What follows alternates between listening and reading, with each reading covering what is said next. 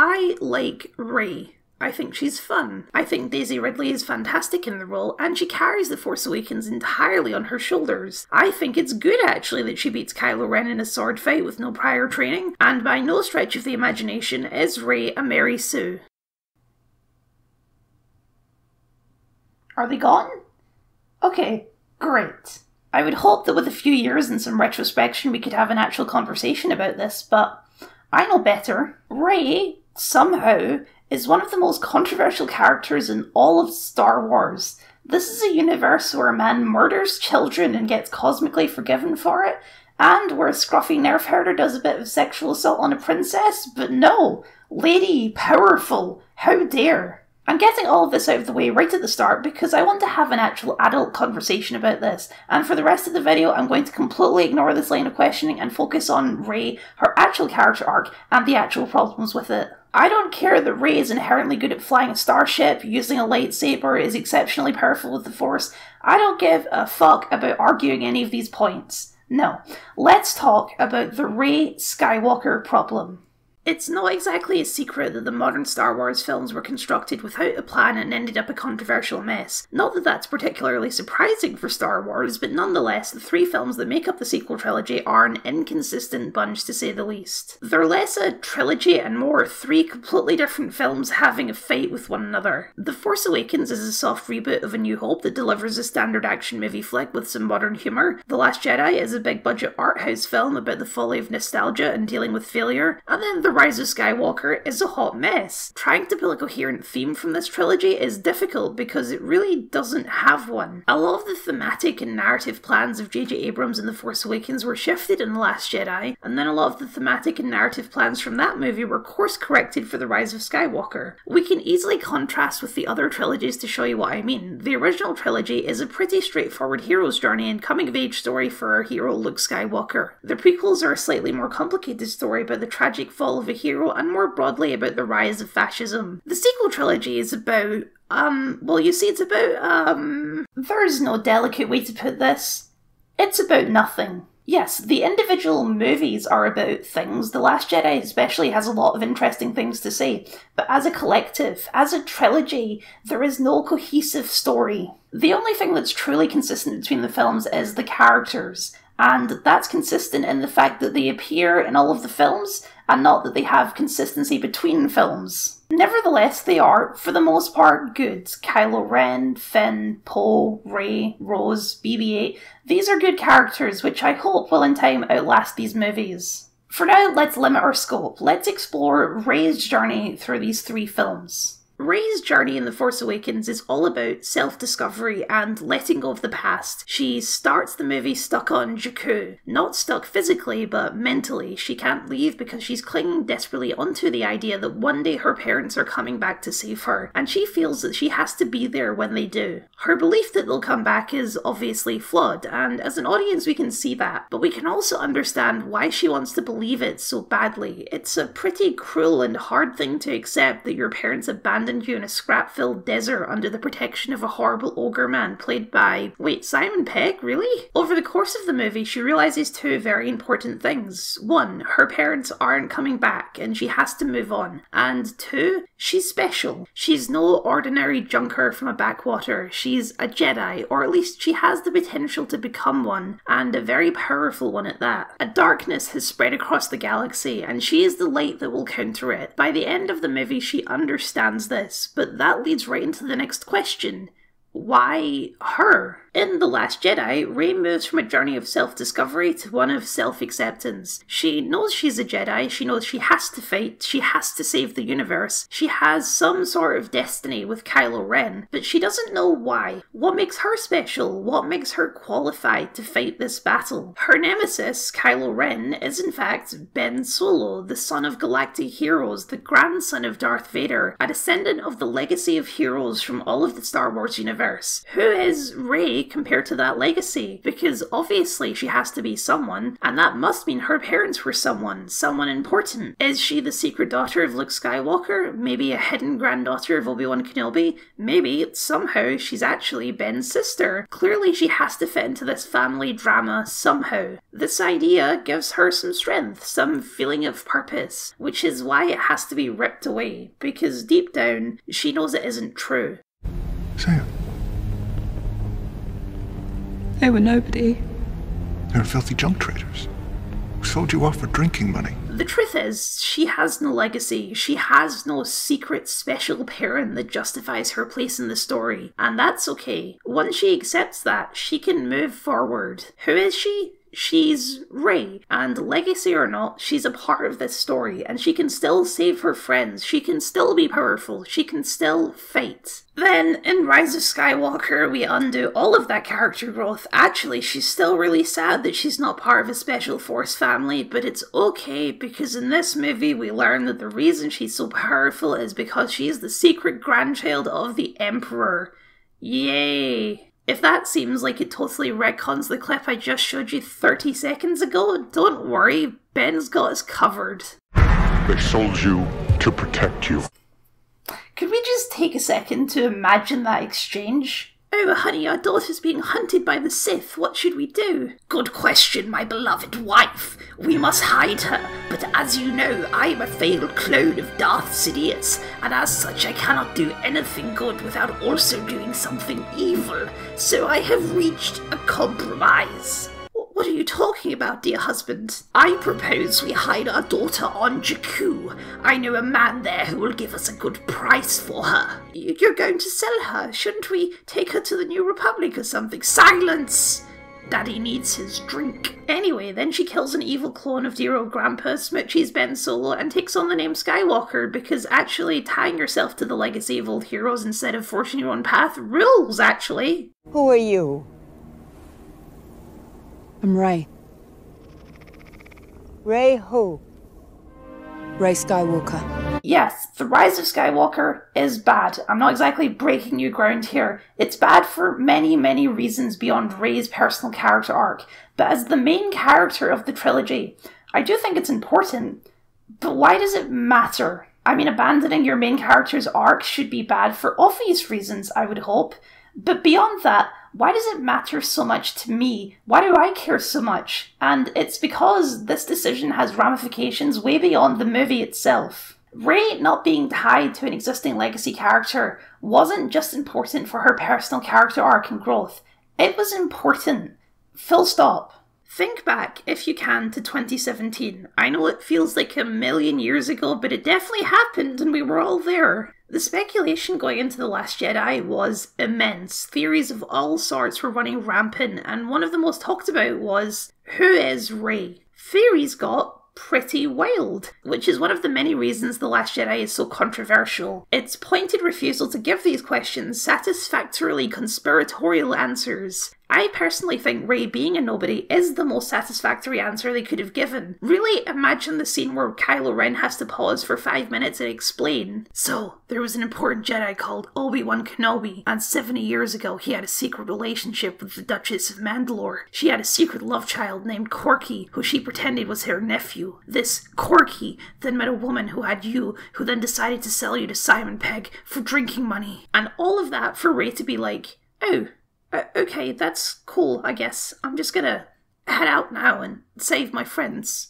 Okay, bye. I kind of can't believe that so many people were upset by this. Well, I mean, I can, because it's Star Wars, and that's what happens when anything happens in Star Wars. In order for Rey to grow as a character, to become who she was meant to be, this has to be the answer, as explained by the director himself. Learning that she's part of the legacy, that she cosmically belongs in this story is too easy. She cannot lean on that legacy, she has to define herself and her own story. The reason many fans give to why this reveal is unsatisfying is that it doesn't explain why Rey is so powerful. And to that I answer with a quote from a famous smuggler. That's not how the Force works. Star Wars is a fantasy world where magic is real and destinies are an actual phenomenon. The idea that Rey needs to have some special family connection in order to explain her abilities is extremely weird to me. Why is Obi-Wan so powerful with the Force? Why is Yoda? They're not from special families, they're just people. You don't need some powerful blood relative in order to be strong with the Force. That's not how it works. But Star Wars has this obsession with bloodlines, which they just fully double down on with this Palpatine reveal, which is weird because I don't think it's ever been established in canon or in Legends that having Force-sensitive parents means you're also Force-sensitive by default. Luke and Leia are, but that doesn't mean all the children of Jedi automatically are. It's a connection to a magic energy that surrounds all life. It's pretty clear that Force sensitivity isn't genetic, since we can see that Force-sensitive children can be born from non-sensitive parents. But it's not just that, it's this weird idea that in order to be important you have to be related to an existing character. It's hand in hand with the idea that there's a logical way to explain the Force. This is not an issue I have exclusively with The Rise of Skywalker. If anything, the prequels started this when they tried to explain Force sensitivity with microorganisms in your blood that react to the Force. Or one of my least favourite Clone Wars arcs, the one where Yoda goes on a magic adventure to learn how to become a ghost after you die. A silly idea that still causes dumb nerd arguments about how people are allowed to become ghosts to this day. In fiction, there's two primary types of magic: hard magic and soft magic. Hard magic has clearly defined rules and consequences. Spells you can learn if you study hard, clear limitations on what it can do. For example, Dragon Age. In Dragon Age, mages have a connection to an alternate dimension called the Fade, which is where they draw magical energy. If they draw too much, they risk being possessed by one of the demons who live there, or they can draw the demons deliberately with blood magic. Lots of rules, lots of well-understood consequences, lots of explanations. Soft magic is the opposite, where everything is left deliberately vague and open-ended, where magic is ill-defined but definitely real. For example, Game of Thrones. Magic is definitely real, but we're never given a clear understanding of how exactly it works. Just that you can resurrect people from the dead, give birth to shadow monsters, see the future, or make armies of ice zombies. Star Wars and the Force is an incredibly soft magic system. It's deliberately vague in its inception. I mean, you don't get more vague than calling it the Force. Literally just a thing. It's a thing. A force. Some sort of force thing that exists. But they keep trying to turn it into a hard magic, explain how it works, but you can't ever succinctly or satisfyingly explain it because it wasn't designed to be explained. You can learn the special power to become a ghost. You can inherit the magic power by being born into a powerful family of space wizards. Except, of course, in The Last Jedi. If you haven't figured it out yet, this video is just an excuse to talk about how great The Last Jedi is. Ha! I tricked you! Rey is an exceptionally powerful Jedi, but her power doesn't come from any logical, scientific explanation. It comes from the Force. Just because Rey doesn't have super parents doesn't mean that her powers are unexplained. They're just not explained in a completely literal way. So much strength. Darkness rises, and light to meet it. The galaxy is in a bad way, but the Force works to maintain balance, and in this case it manifests as a champion. It doesn't need to be more literal than that. Why did it choose Rey? Why not Rey? Why not Broom Boy? You don't need some special legacy to be a hero. Anyone can be a hero. That's the whole point. It's the bad guy who's obsessed with family, with legacies, with blood. The potential of your bloodline. A new Vader. And he dies because he can't see the obvious truth that that's not how the Force works. Until it is, at which point you can just completely disregard everything I just said.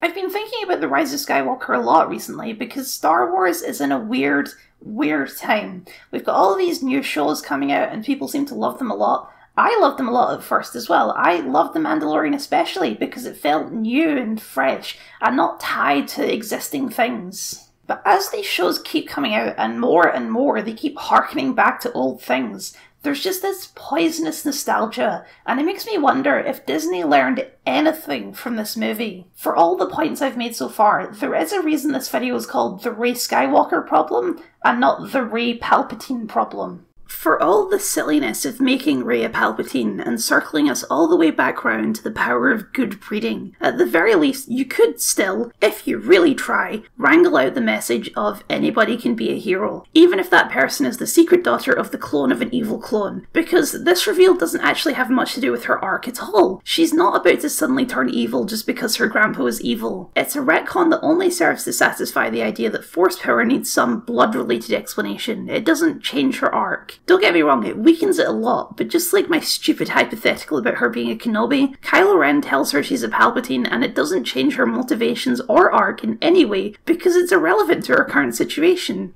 Except, then we end on this scene. Who are you? I'm Rey. Rey who?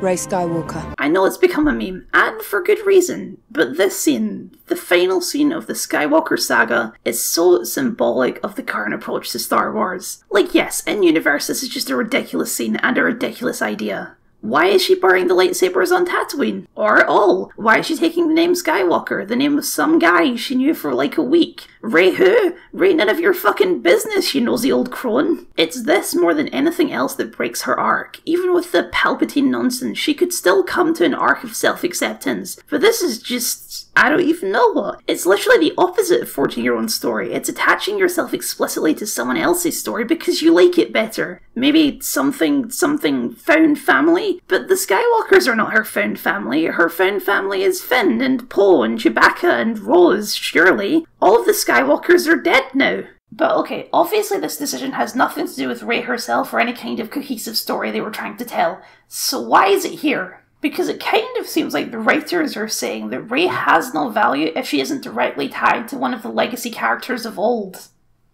Uh-oh. It's so the opposite of how you write good and compelling characters. If Rey has no value outside of the original Star Wars cast, then why should I care about her? Why would I choose to watch her story instead of the story of the characters who her story is apparently so intrinsically tied to? And that's the core of the problem. That is the Rey Skywalker problem, and it extends far beyond this movie. In the years since this movie, the lesson that Disney apparently learned is that people didn't like the sequels, and as such they've completely abandoned the sequel era in any of their external media. No shows, no cartoons, not even any books or comics that I know of that follow up on the sequel characters, because they're applying the Rey Skywalker principle to the entire brand.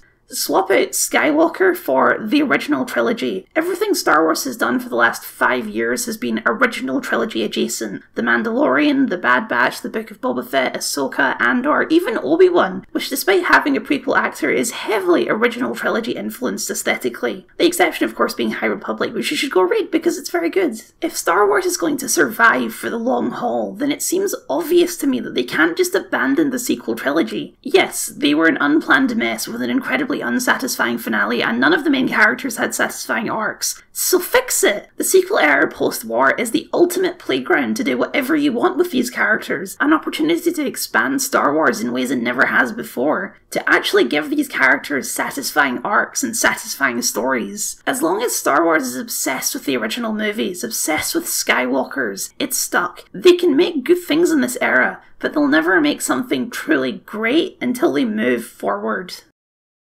Thank you for watching. If you liked this video, do like it, and maybe consider subscribing also. If you're in a Star Warsy mood, I've got plenty more Star Wars videos, like this one here, which is a prequel of sorts to this video, the Luke Skywalker Problem, or this one here, where I talk about the High Republic and why it's so good, and why you should go read it right now.